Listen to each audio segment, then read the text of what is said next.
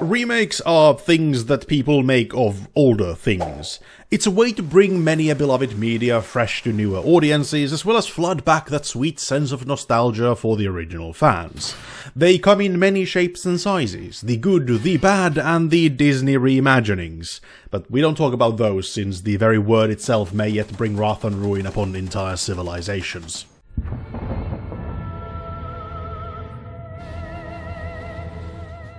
Remakes themselves have been having quite a thunderous renaissance during and since that time everyone was sitting at home, watching movies in their underwear while pretending to pay attention to that very important online meeting that really should have just been an email. There's been seemingly a new remake announced for everything almost every week now. Video games, movies, and yes, even anime, some of which have actually been pretty good. But how about the brand spanking new Spice and Wolf then? Is it a good remake? Well, I honestly wouldn't know, since I hadn't actually even heard of the show before you guys requested I review it, but what I can tell you is that it is a good anime.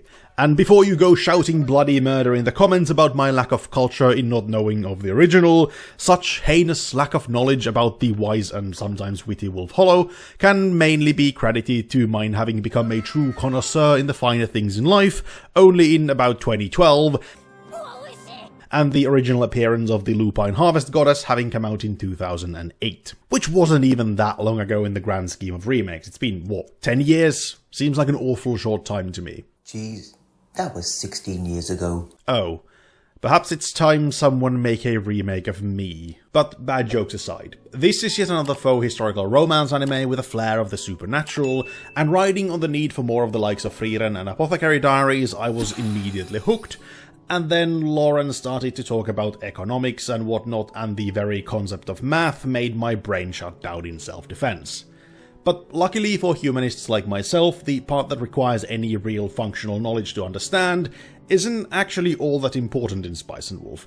You could say that it's an anime more about the journey than the destination, taking place in a nondescript Central European nation sometime in the late medieval period, and following the travelling merchant Lawrence Craft as he journeys far and wide in search of fat stacks like any good capitalist. But instead of mountains of gold, he finds a stowaway wolf girl sleeping naked in his cart, and in a show of willpower far greater than your average anime fan, chooses to point a knife at her and demand she take a hike, instead of, you know, pointing a different kind of knife at her. Which, in hindsight, might be a good idea, given that the girl Hollow is a pagan goddess in a land dominated by the source of all evil, the Church. Admittedly, potential fornication with a being whose very existence has been banned under a pain of death by the good people preaching about love and acceptance in the cathedral over there might be the least of Lawrence's worries as he travels with and slowly falls in love with the fickle deity. The pair's journeys aren't exactly what you'd call high-octane action, hence why I brought up its similarities with the likes of Frieren and Apothecary Diaries. But it's also not all sunshine and rainbows, as the two of them navigate the complex mercantile world of several different kingdoms and city-states. It's a world rife with peril of a different sort, from competitors to wild animals and of course the aforementioned Church, looming ever over them as an institution of religion-fueled hatred for all things different.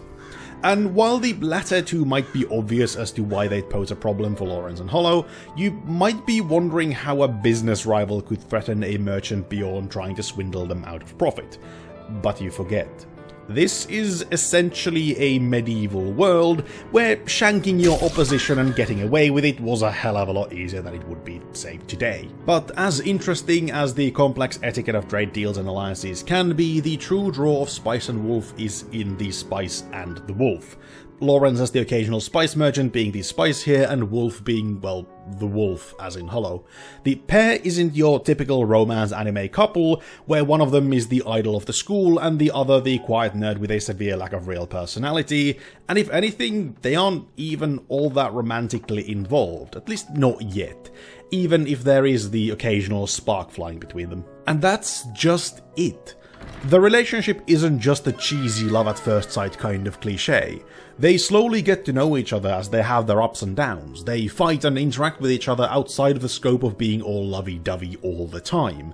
Their partnership, or whatever you want to call it, Thesaurus is running out of synonyms on me here, It feels like that of two living, breathing human beings.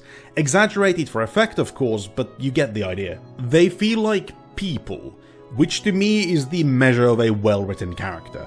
They make decisions based on past experiences and live according to their own moral compass. Sure, Lawrence can be overly goody two-shoesy at times, and even gets confronted about it, but not in an annoying shonen protagonist kind of way. He tries to do the right thing whenever possible, and even struggles with guilt when his actions lead down a less than desirable path, but he is still first and foremost a merchant, in search for profit for the sake of number one. And Holo is, well, Holo. It's kind of hard to explain. She isn't quite what you might expect. Going by tropes for a character like this, the norm would be that they have no contact to the human world, and everything is so new and shiny and exciting, but they don't know how to act in society. And while there is that oh look a shiny element to her as well, especially in regards to food, Holo is not some cub. She has lived for hundreds of years and experienced far more than Lawrence ever could, and it all shows in her character and how she treats others. Not with an aloof sense of superiority, but with a practiced air of easy sophistication you might expect from an old and powerful duchess or other highborn noble. And if you haven't gathered by now, Spice and Wolf is a very character-driven story. The vast majority of the rest of the cast is largely irrelevant, and that's for a good reason. A travelling merchant does not make friends. That being Lawrence's eventual goal in life. Settle down and forge lasting ties with others. Have a wife and kid, yada yada yada. But who needs all that when you're travelling with a pagan god? Now with the story and characters out of the way, let's talk production. The OST is a mostly relaxing mix of vaguely medieval-esque tunes, and the voice acting perfectly fits the characters, at least the Japanese ones. The dub is what most anime dubs are not great. Especially Holo sounds and feels infinitely better in the Japanese original, with her word forms fitting what she is supposed to be and further reflecting her age, whereas the English version just sounds like a snarky college kid trying on a posh accent at times. As for the visuals, they're good enough, but if you're looking for true graphical fidelity, then this is not it. The wilderness vistas and medieval cityscapes look perfectly fine and believable, but the visual side lacks that oomph that would really drive it home. But at the end of the day, pure production quality isn't all there is to an anime, and with how strong the other elements of Spice and Wolf are, I can heartily recommend it. This won't be the next Frieren or even Apothecary Diaries, but it's a solid 8 to 8.5 on my scale of completely arbitrary anime ratings. And now I shall leave you with the sponsored section since I moved it back here, as it felt too disruptive for the flow of the rest of the video as a whole. So finally a quick word from the channel partners over at vittujenkevat, who are still kind enough to offer me a cut of every purchase made with the link and code.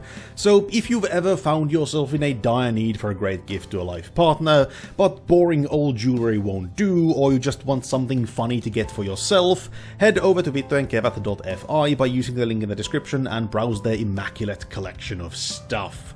All of which is naturally themed after genitalia, since dick jokes are the pinnacle of humour. Everything there is handcrafted and very high quality. Don't forget to use the code AddedCheese at checkout for a hefty 10% off your entire purchase. And with that, thank you for watching. I do hope you enjoyed that. If you did, do all of the YouTube things of likes and comments and subscribes. You can also become a channel member, as this is the segment where I would include shoutouts to all my channel members if I had any. So if you would like to have your name included here, you can always do that and gain nice perks like getting access to the content early.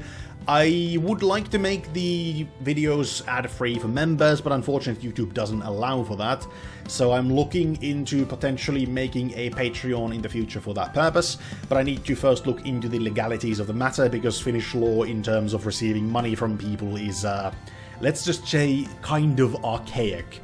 But I will go now because I had to turn off the AC to do these recordings and it is getting incredibly fucking hot in here. So yeah, this is the kind of lengths I go to provide you people with these, hopefully at least decent videos. Anyway, I've been Cheese and I hope to see you next time. Ta-ta for now!